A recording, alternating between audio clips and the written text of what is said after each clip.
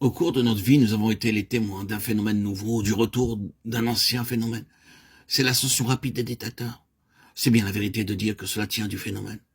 En quelques mois très courts, venant de nulle part, de rien, échappant à l'ostracisme, au ridicule et à la méfiance générale, ces dictateurs se sont élevés à une place où non seulement leurs propres nations sont courbées à leurs pieds, mais où toutes les nations retiennent leur respiration tandis qu'ils parlent. Et comment expliquer cela? Quel en est le principe fondamental?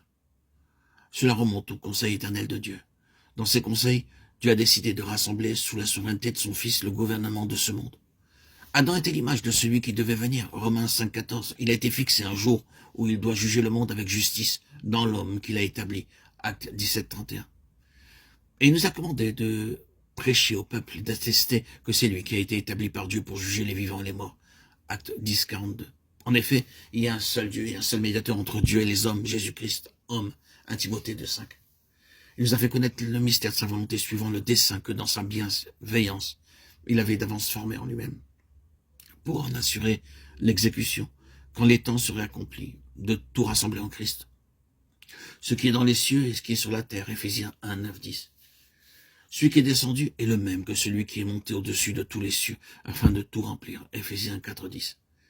Car c'est en lui qu'ont été créées toutes choses dans les cieux et sur la terre, les visibles et les invisibles, soit les trônes, soit les dominations, soit les autorités, soit les puissances, tout a été créé par lui et pour lui. Il est avant toute chose, et toute chose subsiste en lui. C'est lui aussi qui est la tête du corps, le chef de l'Église. Il est le commencement, le premier-né d'entre les morts, afin qu'en toute chose, il tienne le premier rang, car il a plu à Dieu de faire habiter en lui toute sa plénitude. Colossiens 1, 16, 19. Mais il a dit à l'égard du Fils, ô Dieu, ton trône demeure au siècle des siècles et le sceptre de ta royauté est un sceptre d'équité. Hébreux 1, 8. Mais quelqu'un a rendu quelque part ce témoignage. Qu'est-ce que l'homme pour que tu te souviennes de lui? Ou le Fils de l'homme pour que tu en prennes soin? Tu l'as fait pour un peu de temps inférieur aux anges. Tu l'as couronné de gloire et d'honneur. Tu as mis toutes choses sous ses pieds. En lui soumettant ainsi toutes choses, Dieu n'a rien laissé qui ne lui fût soumis. Cependant, nous ne voyons pas encore que toutes choses lui soient soumises. Mais ce Jésus qui a été fait pour un peu de temps inférieur aux anges, nous le voyons à cause de la mort qu'il a souffert, couronné de gloire et d'honneur. C'est ainsi que par la grâce de Dieu, il a goûté la mort pour tous. En effet, il convenait que celui pour qui et par qui sont toutes choses, voulant amener beaucoup de fils à la gloire, éleva à la perfection par les souffrances l'auteur de leur salut. Hébreux 2, 6, 10.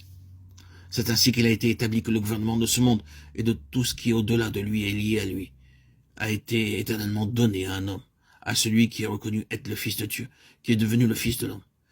Il est héritier de toutes choses. Hébreux 1, 2. L'héritage est le monde habité à venir. Hébreux 2, 5.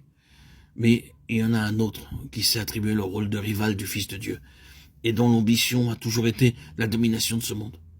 L'arrière-plan de toute l'histoire du monde, c'est-à-dire l'arrière-plan spirituel et invisible de l'univers, peut être résumé par quelques citations des Écritures. Caïn, qui était du malin, tua son frère, 1 Jean 3, 12.